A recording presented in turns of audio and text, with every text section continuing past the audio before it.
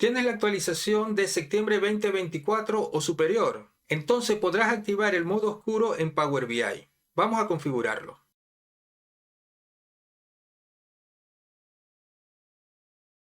Lo primero es ir al menú Archivo, Opciones y Configuración, Opciones. Acá estamos en la ventana de Opciones de configuración.